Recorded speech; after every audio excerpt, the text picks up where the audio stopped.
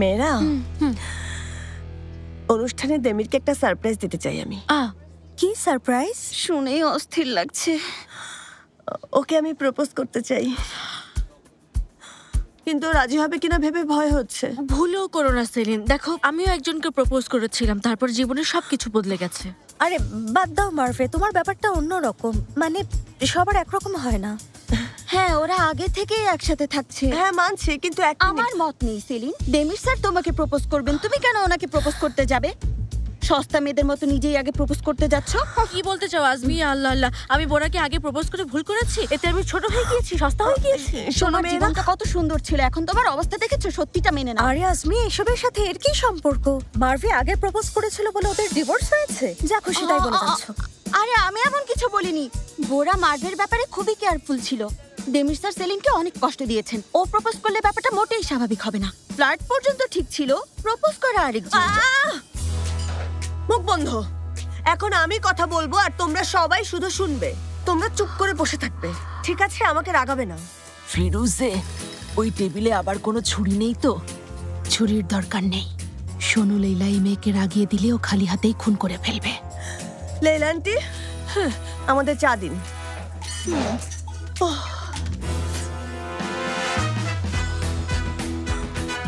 ইবো, সালাদটা দাও তো। এই নাও। Thank you. ও থ্যাংক ইউ। মজা করে খাও।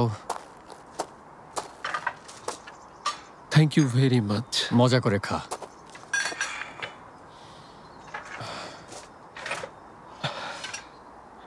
ভাইরা শোনো, আমি আসলে সেলিনকে মিস লেইলার বিয়ের সময় একটা দারুণ সারপ্রাইজ দিতে চাই।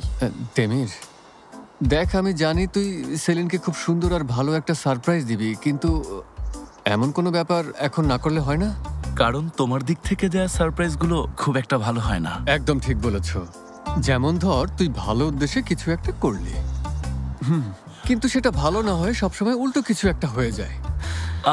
যেমন বাড়ি কিনে সমস্যা, ক্লায়েন্ট পেয়ে সমস্যা, ভালোবাসা হলেও সমস্যা, আবার না হলেও সমস্যা। সত্যি সত্যি, তুই আপাতত কিছুদিন একটু শান্ত থাক, পরে অবস্থা বুঝে ব্যবস্থা নেওয়া যাবে। আমিও কিছু না করতেই বলবো। জীবনের সারপ্রাইজের শেষ নেই, আর কিছু করার দরকার নেই। হ্যাঁ তাই। তোমাদের দুজনের বলা শেষ হলে এবার একটু থামতে পারবে? দুজন মিলে এমন করছো কেন? একটু থেমে মাথা ঠান্ডা করো। আর আমি কি করতে চাই সেটা তো জানতে চাও? কি করতে চাস? বিয়ের প্রস্তাব দিতে চাই। কি? ঠিকই বলেছি।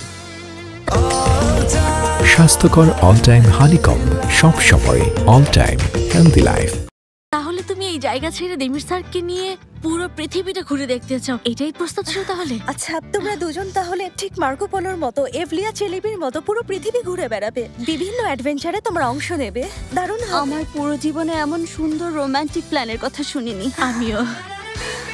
আচ্ছা, একটা কথা জিজ্ঞেস করি। মানছি খুব রোমান্টিক, কিন্তু তারপর সেলিন, তুমি তো এমন কাজ চাইলেও করতে পারবে না। তুমি সবসময় বাড়িতে থাকতেই কমফোর্ট ফিল করো। তাছাড়া বাড়িতে সাকিজ আছে, টর্টয়েজ আছে, চিচি আছে, সাথে বাড়ি, ওই বাগান। দেখো সেলিন, এত কিছু মেনেও যদি এই প্রস্তাব করো, পরে পস্তাতে হবে। হ্যাঁ, এই জন্যই তুমি এত চিন্তিত হয়ে আছো। দেখো, নিশ্চিত না হয়ে ভুলেও এমন প্রস্তাব করো না, কিন্তু মানুষটাকে নিয়ে প্ল্যান করে পরে সেটা না করা মোটেও ভালো হবে না। না, আমি একেবারেই নিশ্চিত। তাছাড়া বাড়ির ব্যাপারটাও সমাধান করা যাবে, আর আমরা তো কিছুদিন পরেই ওই বাড়িতে ফিরে আসব। কিন্তু আমি আসলে অন্য একটা ব্যাপারে, মানে আসলে অন্য কিছু নিয়ে চিন্তিত আছি। কেন? কোনটা? কি ব্যাপারে? আমি আসলে ওকে প্রপোজ করতে অনেক ভয় পাচ্ছি, কারণ জীবনের বাকিটা সময় আমি সেলিনের সাথে কাটাতে চাই। কিন্তু আমার মনে হচ্ছে ও ভুল বুঝে অতীতের মতো সবকিছু ওলটপালট করে দেবে। ও তোকে কেন ভুল বুঝবে? যদিও মনে করে আমার একাকিত্ব দূর করতে ওকে আমার পাশে চাইছি, অথবা যদি মনে করে আমার সহযোগিতার জন্যই শুধু ওকে আমার পাশে চাইছি, ব্যাপারটা তা না। সবকিছু এভাবে চললে শেষ পর্যন্ত সত্যি একদিন এমনিতেই আমি ওকে বিয়ে করতাম। আর যেন না ভাবে আমি নিজের কথা ভাবছি, নিজের জীবনের হতাশা কাটাতে ওকে আমার পাশে চাইছি, এটা যেন কখনো ও না ভাবে। ঘুরতে যাব এটা বলা নিয়ে ভয়। মানে ও পুরো জীবন বোর্ডিং স্কুলে কাটিয়েছে, আজ এই শহরে কাল ওই শহরে, এভাবে জীবন কাটিয়েছে। এখন সেই শহরে আছে যেখানে ও জন্মেছে, প্রথমবার এসেছে, তাই এখানেই থাকতে চায়। এভাবে পৃথিবী ঘুরতে যাওয়া ওর কাছে একেবারেই নতুন কোনো ঘটনা না। এসবে ও সারপ্রাইজ হবে না, যদিও মনে করে এই প্ল্যান শুধু আমার আনন্দের জন্য করা হয়েছে। সেলিন শোনো, মানছি উনি অনেক জায়গায় ঘুরেছেন, কিন্তু তখন তো আর তুমি সাথে ছিলে না। আরে তুই এখন হতাশায় আক্রান্ত হয়ে আছিস, আগে সেটা কাটা। তা জানি, কিন্তু ও ব্যাপারগুলো নিশ্চিত হতে চাইবে। কিছুদিন অপেক্ষা করো ভাই, অযথাই কেন এত তাড়াহুড়ো করছো? কারণ কিছুই স্বাভাবিকভাবে চলছে না। আমরা দুজন একই বাড়িতে বসবাস করছি, রিলেশনে আছি, কিন্তু সেলিন এই ব্যাপারে একা থাকে বলে মা বাবার সাথে মিথ্যে কথা বলছে। আমি এই ব্যাপারটা সহ্য করতে পারছি না। কেন এটা নিয়ে মিথ্যে বলতে হবে? এটা আমার পছন্দ না। এই ব্যাপারটাও আলাদা। যদি সেলিন এমন কিছু করে থাকে তাহলে কোনো ঝামেলা করিস না। যদি সত্যি ওকে বিয়ে করতে চাস তবে আর অপেক্ষা করার দরকার নেই। ঠিক তাই। কত কিছু ঘটেছে, আর তুমি অফিসিয়ালি বন্ধ হয়ে গেছে। আমার এখন কোনো চাকরি নেই। এমন একটা অবস্থায় শুধু নিজের কথা ভাবছি মনে হবে না? সবকিছু বিবেচনায় আমাকে অনেক স্বার্থপর মনে হবে না? আরে তুমি কি বলছো তা দিয়ে আসলে দেমির স্যারের কিছুই আসে যায় না। তুমি ওনার ভালোবাসার নারী। ভালোবাসি অনেক। তাহলে কিভাবে প্রপোজ করতে চাও? হ্যাঁ, তুই বেশ রোমান্টিক মানুষ, ওকে গোলাপ, বেলুন, পপার্স এসব দিয়ে প্রপোজ করবি। বেদাত, সেলিন কোনো বাচ্চা না, বেলুন কেন? কেন নয়, মেয়েরা তো এসব জিনিসই পছন্দ করে। সেলিন ক্যান্ডি খুব পছন্দ করে। ঠিকই তো। আরে ভাই, সেটা অন্য ব্যাপার। তোমাদের সম্পর্ক ভালো, তুমি কতটা দৃঢ় প্রতিজ্ঞ এই ব্যাপারটাই ওকে নিশ্চিত করতে হবে সবার আগে। কাজটা হঠাৎ করে করো না, দেখো পরে না আবার উত্তেজনায় কোনো অ্যাক্সিডেন্ট হয়ে যায়।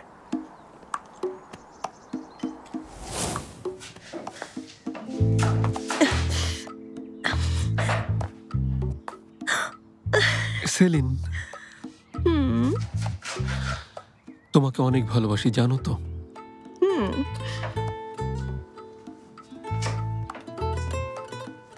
তুমি আমাকে বিয়ে করবে? দেখি কোথায় কেটেছে, আমাকে দেখতে দাও। আরে না না না, ওকে হঠাৎ বলবো না, ও অনেক আনাড়ি। হঠাৎ বলাটা বিপজ্জনক হতে পারে, এটা সম্ভব না। আগেই বলেছি প্রস্তুতি নিতে হবে।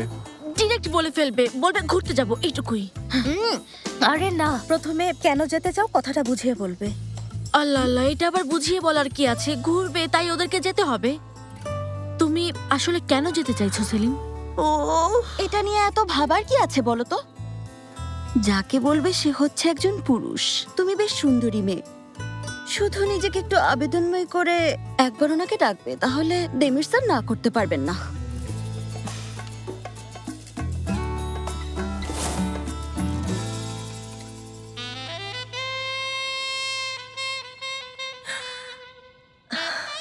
দেমির, তোমাকে একটা প্রশ্ন জিজ্ঞেস করার আছে।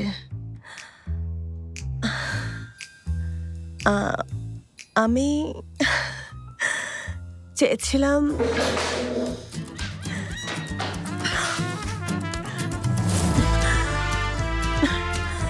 আরে না, এটা হবে না, এসব কাজ করা যাবে না। এসব করলেও ভুল বুঝে অন্য কিছু মনে করবে, আর ভুল বুঝে অন্য কিছু হয়ে যাবে। এসব করা যাবে না। তুমি কিছুতেই খুশি হও না সেলিন। আজমিয়ে ওকে আর কনফিউশনে ফেলো না, ও এমনিতেই আনমনা হয়ে আছে। ঠিক আছে বন্ধুরা, এটা আমরা সমাধান করব, কোনো সমস্যা নেই। উপায় বের করবই সেলিন। মেয়েরা, তোমাদের না বলে পারছি না, আজ সন্ধ্যায় আমাদের প্রোগ্রাম হবে না? হ্যাঁ অবশ্যই হবে। আমি এসব রেখে নিজেকে নিয়ে ব্যস্ত হয়ে পড়েছিলাম। অবশ্যই হবে, অবশ্যই।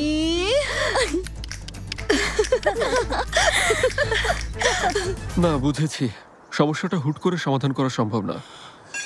হ্যাঁ ভাই, ওস্তাদের ব্যাচেলার পার্টির জন্য প্রস্তুতি নিতে হবে না? ভুলে গেছি, প্রস্তুতি নিতে হবে। কি করতে হবে যেন? আমি লিস্ট করেছি, একটা ডেলিভারির অপেক্ষায় আছি, তারপর মাংসের দোকানে যাব। তার দরকার নেই, আমাকে দাও, গিয়ে নিয়ে আসি। সত্যি যেতে চাও? তাহলে তো ভালোই হয়। যাব। তুমি আসলে খুব ভালো। নাও লিস্ট।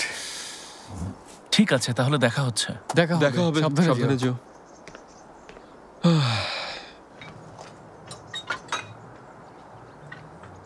দেমির, এখন কথা বলে তোকে আর কনফিউজ করতে চাই না। সিদ্ধান্ত নিয়ে ফেলেছিস, কিন্তু তুই ওই বিয়ের ব্যাপারটা ভালো করে ভেবে দেখেছিস তো? এটা নিয়ে আর এত ভাবার কিছু নেই ভাই। আমি সেলিনকে খুব ভালোবাসি, আর জীবনের বাকি সময়টা ওর সাথেই কাটাতে চাই। খুব ভালো, চমৎকার। মেয়েটা বেশ পারিবারিক, আর মেয়েটার পরিবার তুই যতটুকু বলেছিস তাতে মনে হয় সব রীতিনীতি মেনে চলার চেষ্টা করবে। আমার পরিবারের সাথে দেখা করতে চাই। অবশ্যই। আমার পরিবার সেলিন, আর সাথে তুই আছিস ভাই, শুধু এইটুকুই। হ্যাঁ, মানছি প্রথমে ওনারা হয়তো ব্যাপারটা মানতে চাইবেন না, কিন্তু পরে মেনে নেবেন।